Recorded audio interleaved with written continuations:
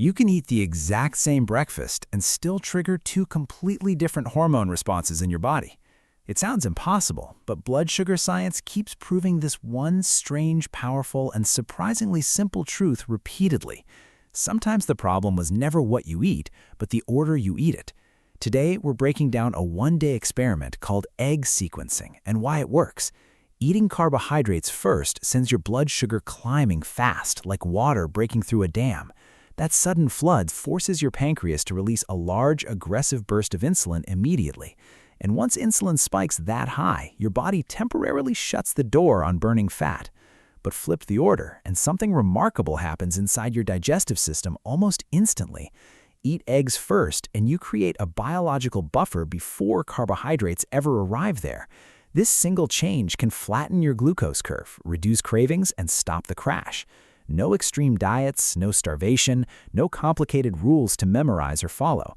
Just one simple shift you can test tomorrow morning with your normal breakfast. By the end, you'll have a clear 5-step protocol ready to use immediately. Your body doesn't process meals like numbers typed into a spreadsheet calculator. It runs on rhythm, timing, and a chain of biological events unfolding. How fast food leaves your stomach changes everything that happens afterward. When glucose reaches your intestine too quickly, insulin gets called in fast. Change the sequence of a meal, and you change its entire outcome. Picture a normal breakfast: toast, fruit, and eggs sitting together on a plate. Bite the toast first, and you release fast-absorbing sugar into your bloodstream immediately. Glucose becomes a convoy of cars speeding recklessly onto a crowded highway. Your pancreas flips on emergency lights and rushes insulin out to help. Insulin is essential, but it carries one very clear personality trait always. The higher it rises, the less your body wants to burn fat. That's why a carb-heavy breakfast feels amazing for the first hour. Then hunger creeps back, cravings intensify, and energy crashes by early afternoon. This isn't a willpower failure or a sign of weak discipline whatsoever. You simply triggered a hormonal response chasing fuel that disappears just as fast. Now reverse it completely and eat your eggs before anything else. Whole eggs, soft yolk included, aren't just proteins sitting on your plate. They lay down a biological buffer directly on that same digestive highway. Protein and fat slow gastric emptying and activate satiety signals from your gut. So when toast or fruit finally arrives, glucose enters gradually instead of flooding. The peak becomes smaller, insulin stays calmer, and your whole system feels steadier. You didn't change the food at all, only the order you ate it. Toast is still toast, and fruit remains exactly the same fruit as before. But changing absorption speed changes the entire hormonal context surrounding that meal. This is the exact idea the whole method quietly wants you to grasp. You didn't change the meal, you changed your own internal biology completely. Sequencing becomes a simple way to program a calmer response after every meal. Instead of spikes and crashes, your body experiences something closer to stability. And that raises the next obvious question everyone eventually starts to ask themselves. Why eggs specifically and not chicken, whey protein, or plain yogurt instead? The answer is that eggs aren't a single isolated nutrient sitting alone. An egg is a complete biological package built from protein, fat, and micronutrients together. That structure digests in a very specific rhythm your body clearly recognizes, and that rhythm creates the anchoring effect eggs are famous for producing. You're not simply delivering amino acids into an empty digestive system randomly. You're switching on signals that slow carbohydrate absorption and flatten the glucose curve. Egg protein is high quality, but the yolk changes everything about it. Natural fats inside the yolk create a completely different biological context entirely. Protein plus fat slows digestion down and activates satiety signals from your gut. Eggs aren't just protein for hitting a macro number on paper. They act like a speed regulator and a natural hormonal signal generator simultaneously. Think of eggs as an anchor dropped first into your digestive system today. That anchor stops sugar from slamming into your bloodstream like sudden floodwater.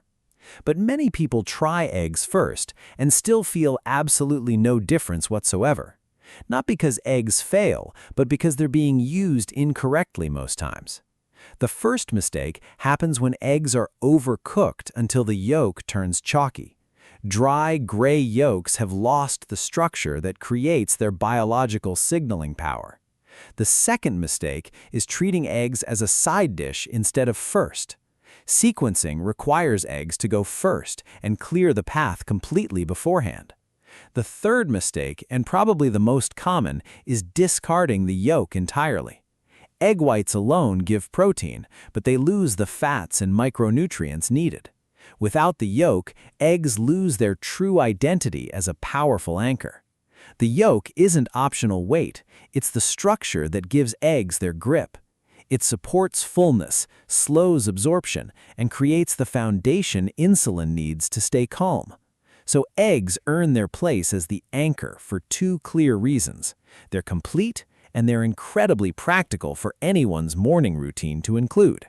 Accessible, easy to cook, and when done correctly, remarkably effective every single time. Once that anchor drops correctly, we can explore exactly how it works internally.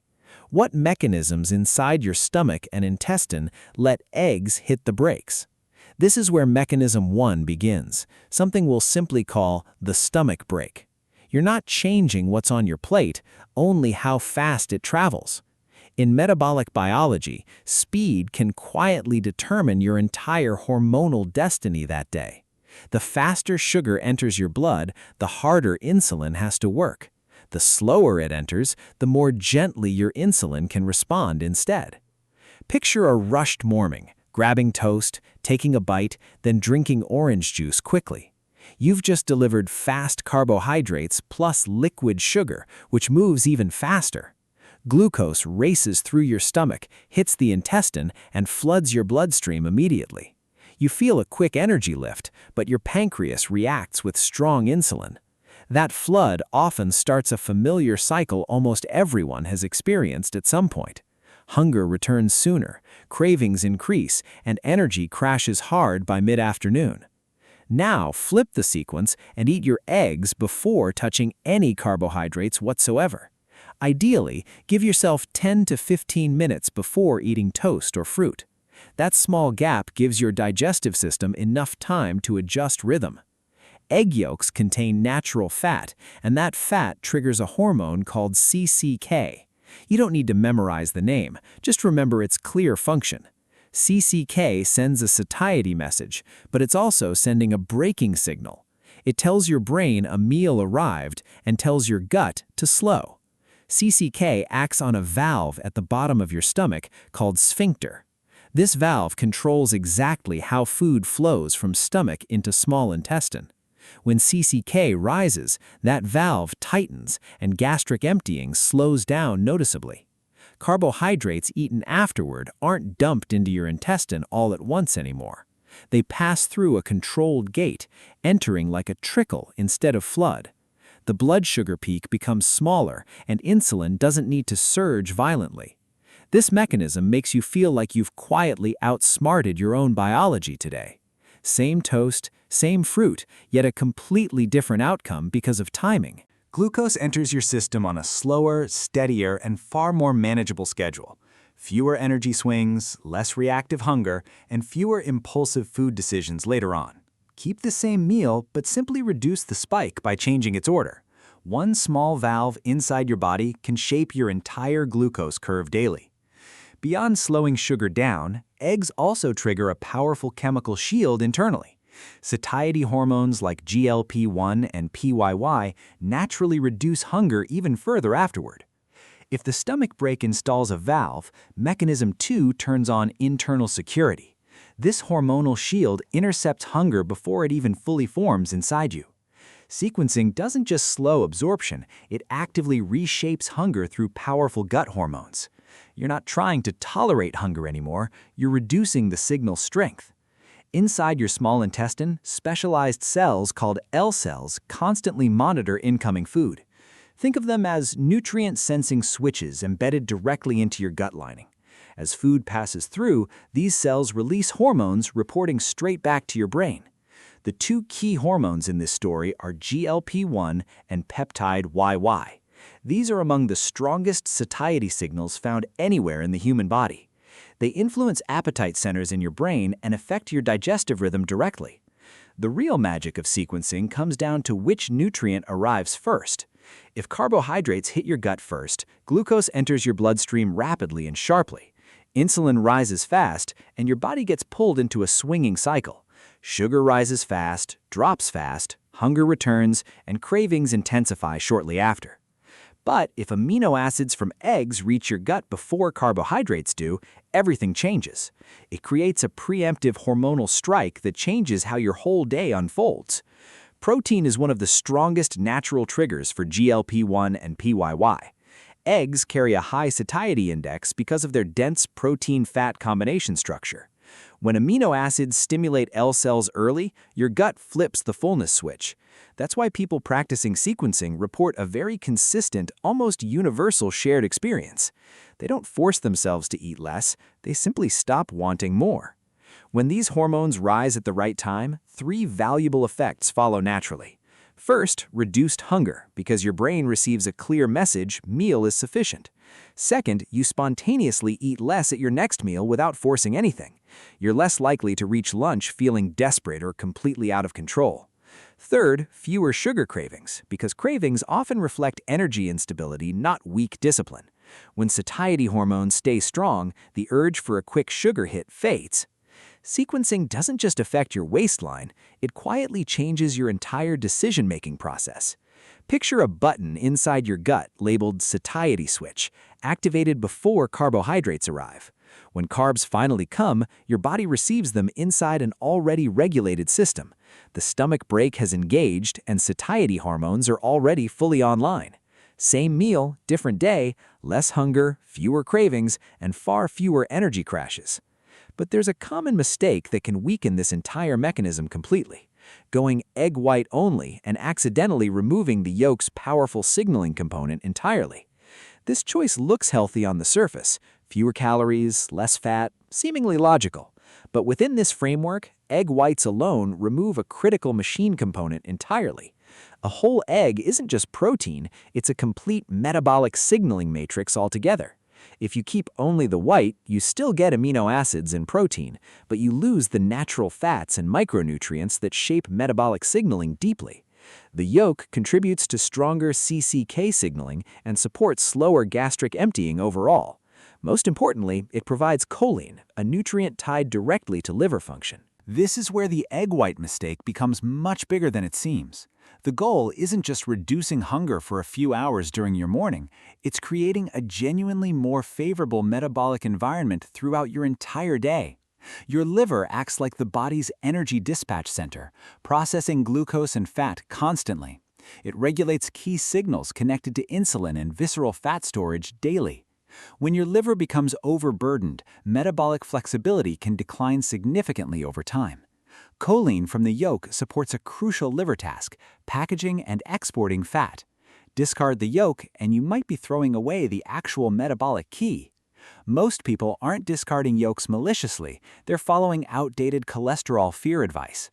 Nutrition science has evolved, and cholesterol regulation is far more complex today. In a sequencing strategy, you can't isolate one component and expect full results. Use the whole egg, fully cooked whites, and soft yolks to preserve everything. From here, we move directly into the deeper liver-fat connection story completely. If the stomach is the valve and the gut is the control panel, then your liver is the logistics hub deciding whether fat gets stored or exported.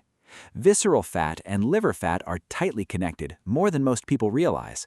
When the liver becomes clogged, your body loses flexibility switching between sugar and fat. This is where choline becomes the true main character of the entire story. Egg yolks are a standout natural source of this essential, often overlooked nutrient. Choline helps build phosphatidylcholine, a component your liver needs for transport particles. That particle is called VLDL, very low-density lipoprotein. Think of it simply. VLDL works like a cargo ship, loading fat sitting inside your liver. It packages that fat and ships it toward tissues that can use it. Without enough choline, your liver becomes a port without building materials available. The number of cargo ships it can produce may drop significantly over time.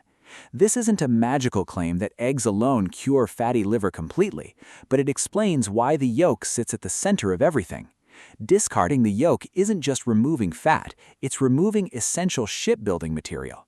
And because the yolk matters this much, cooking technique becomes absolutely critical too. A valuable tool can lose all its power if cooked the wrong way. The yolk isn't just important, it's genuinely fragile and easy to damage.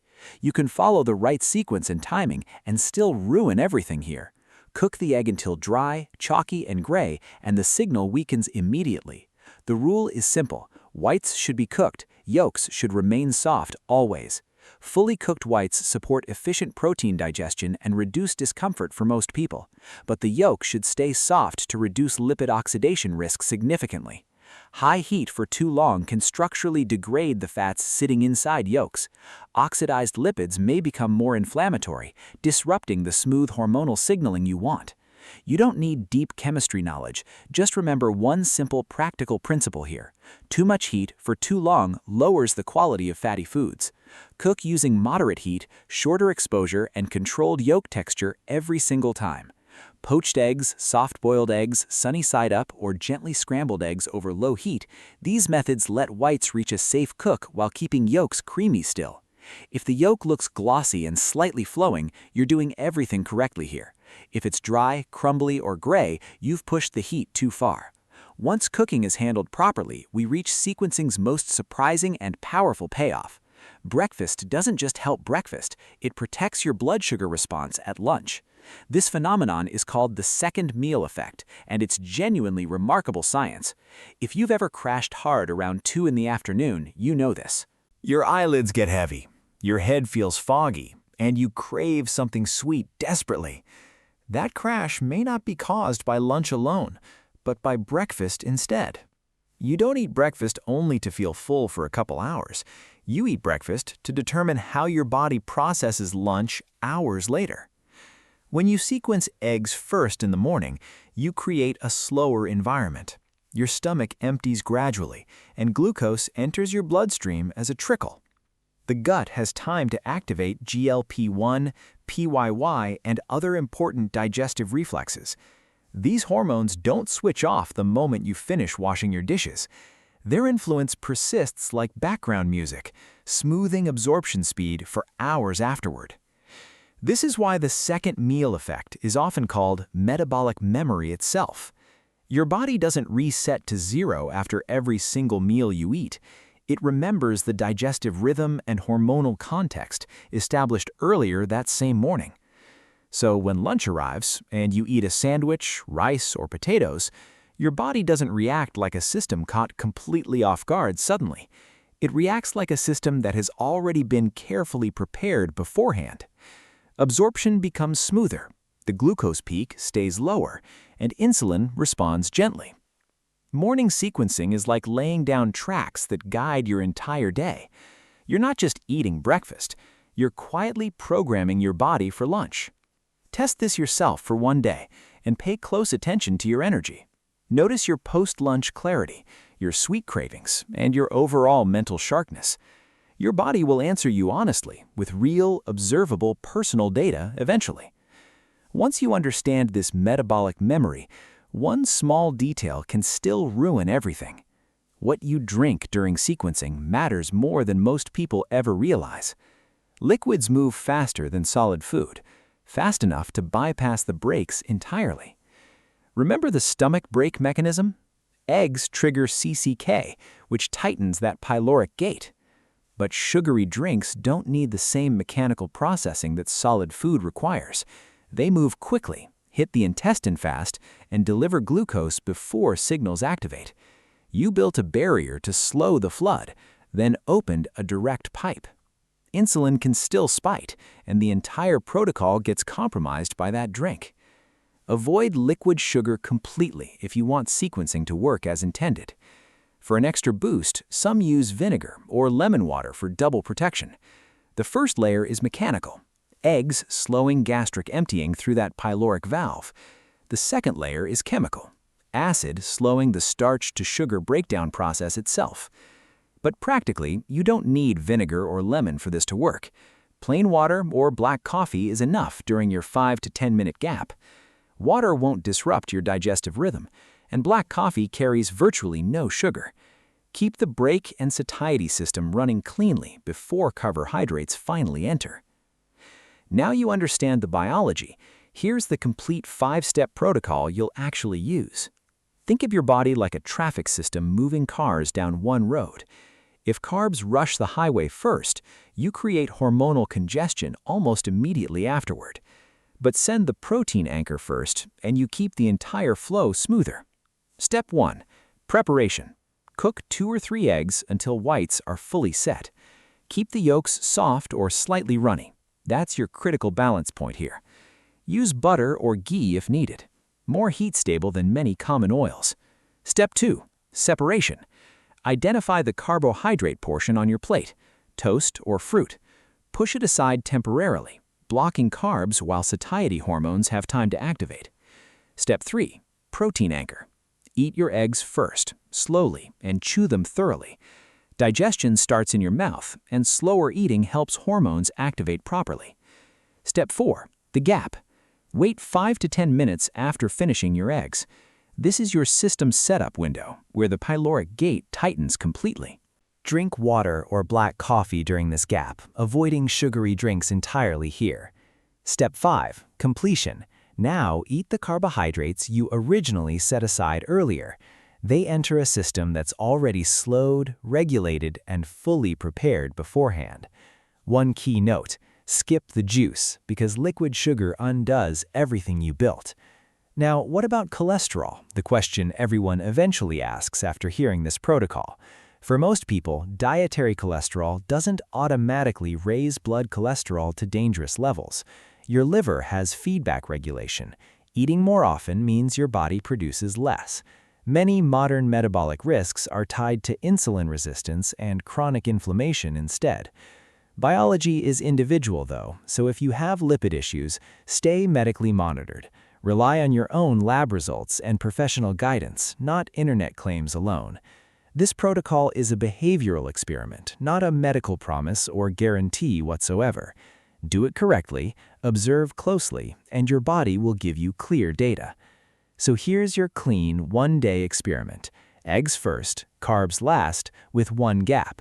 Avoid liquid sugar and simply observe what happens throughout your entire day tomorrow. Don't turn this into a rigid rule you obsess over constantly and anxiously. Treat it like a genuine biological test and notice 3 specific things happening. Is your morning energy steadier, and do you still crash by mid-afternoon? Does lunch feel smoother, and sugar cravings feel weaker than they usually do? If you feel more stable and less hungry, that's not luck, that's data. And if you feel no difference, that's still useful, valuable information worth learning from. Maybe you ate too fast, your gap was too short, or something else. Remember, if you're managing medical conditions, always prioritize your lab results above everything. Health is deeply personal, never a one-size-fits-all hack applied blindly to everyone. Try it tomorrow morning, eggs first, and let your own body tell you.